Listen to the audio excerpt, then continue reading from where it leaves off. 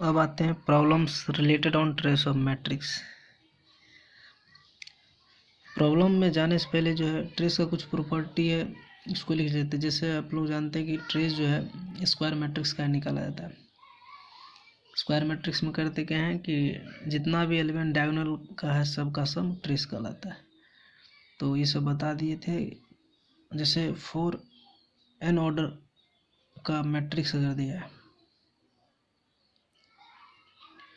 तो उसका ट्रेस जो है कोई n ऑर्डर मैट्रिक्स ए है जिसका ट्रेस निकालना है तो उसका जैसे A11 A22 AN होता है। इसको सिंपली आप समेशन ऑफ आई का वैल्यू 1 से लेकर n तक गया, ये n ऑर्डर मैट्रिक्स का ट्रेस हो गया। इसका कुछ प्रॉपर्टी जैसे होता है,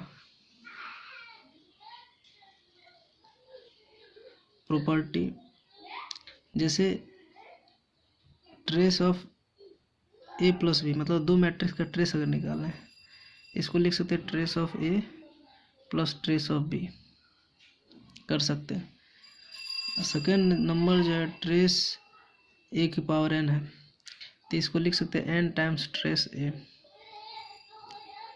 थर्ड प्रॉपर्टी है ट्रेस ऑफ आई एन, मतलब आइडेंटिटी मैट्रिक्स, तो सीधा n हो जाएगा। n इसीलिए हो जाएगा क्योंकि आइडेंटिटी मैट्रिक्स को बोलते हैं जिसमें डायगोनल का जितना एलिमेंट है सारा 1 होना चाहिए और सब 0 0 है।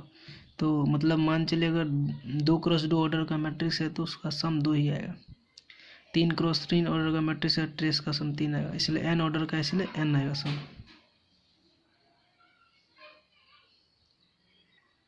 अब आते हैं फोर्थ प्रॉपर्टी पे,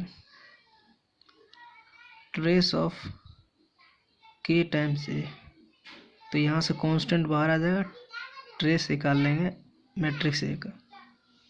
ये 4 प्रॉपर्टी है। आइए एक सवाल बनाते हैं इस प्रॉपर्टी पे बेस्ड। क्वेश्चन बोल रहा है कि इफ a प्लस 2b बराबर दिस मैट्रिक्स और 2a माइनस बी बराबर दिस मैट्रिक्स, तो then trace of a minus trace of b का वैल्यू निकालना है।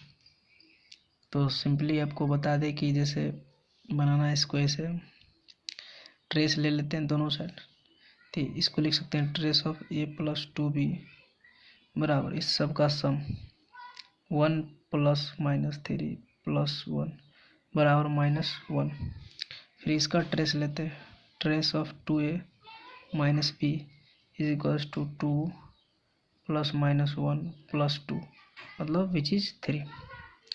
अब जो हमको ये वैल्यू पता है, अब आपको प्रॉपर्टी बताए trace of a plus B होता है ट्रेस ऑफ a प्लस, जब भी कांस्टेंट आता है ट्रेस में तो 2 बाहर आ जाता है, ट्रेस ऑफ 2b बराबर हमको 1 दिया। इसी प्रकार यहाँ पे करेंगे 2 टाइम्स ट्रेस ए माइनस ट्रेस बी बराबर हो गया 3। अब क्या करेंगे, इसमें 2 से मल्टीप्लाई कर देंगे। 2 से मल्टीप्लाई करते ही क्या बनता है, ट्रेस ए प्लस 2 टाइम्स ट्रेस बी 1, इधर गया 4 टाइम ट्रेस ए माइनस 2 टाइम्स ट्रेस बी बराबर 6।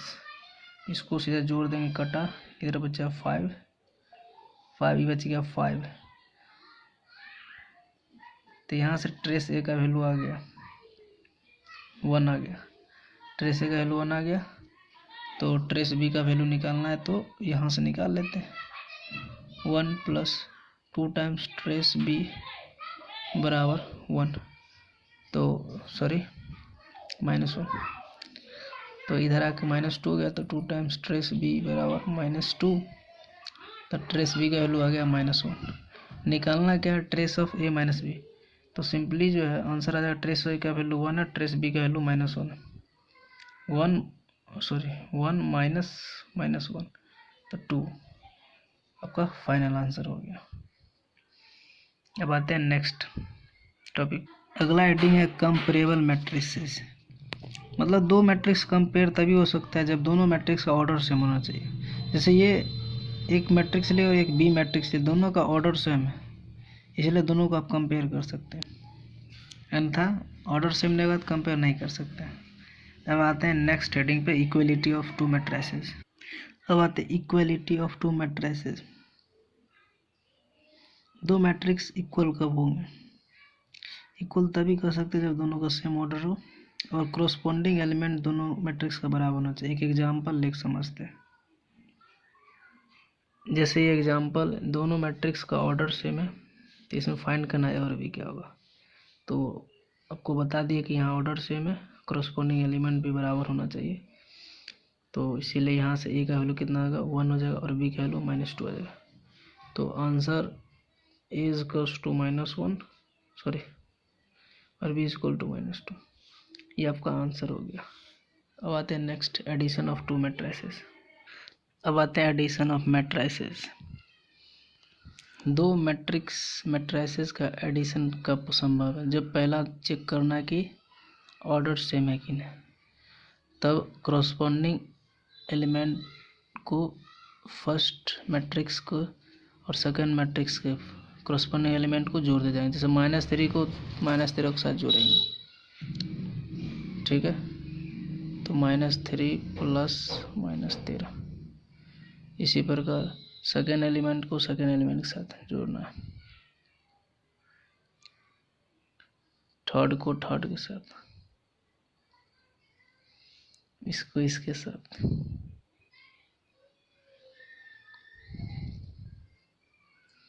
इसके साथ, फिर इसको इसके साथ।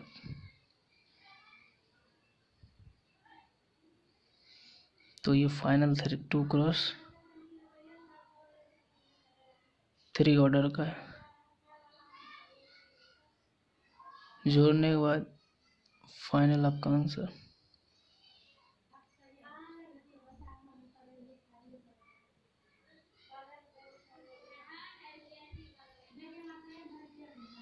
ये 2 क्रॉस 3 ऑर्डर का मैट्रिक्स हो गया।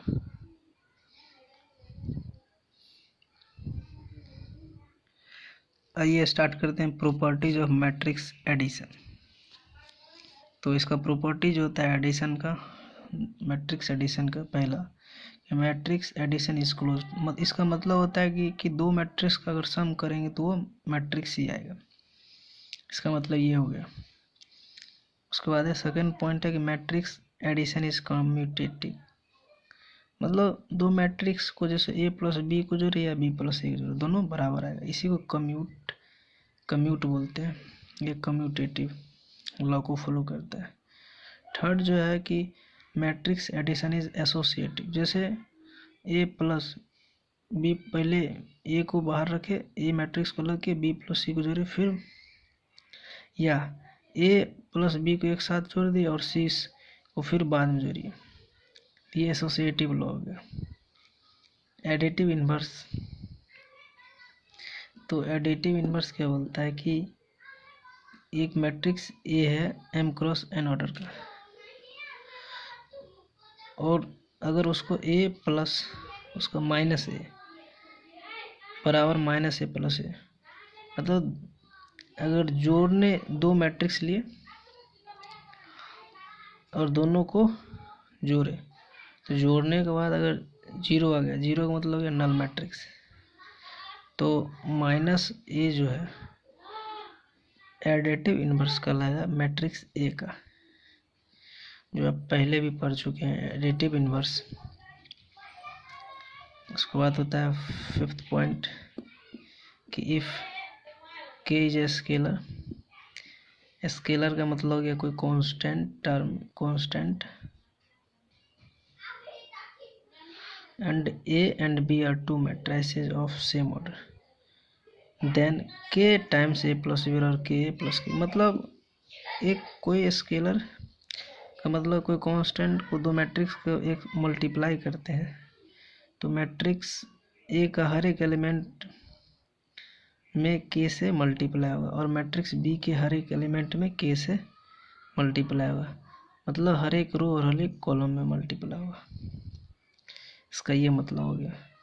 ये नहीं कि बस एक रो में के से मल्टीप्लाई कर दिए, ये गलत हो जाएगा, या एक कॉलम में भी कीजिएगा तो गलत हो जाएगा। जितना भी एलिमेंट है एक और जितना भी एलिमेंट है बी का, उस सारे एलिमेंट्स में के से मल्टीप्लाई होगा। तो ये प्रॉपर्टी था एडिशन का।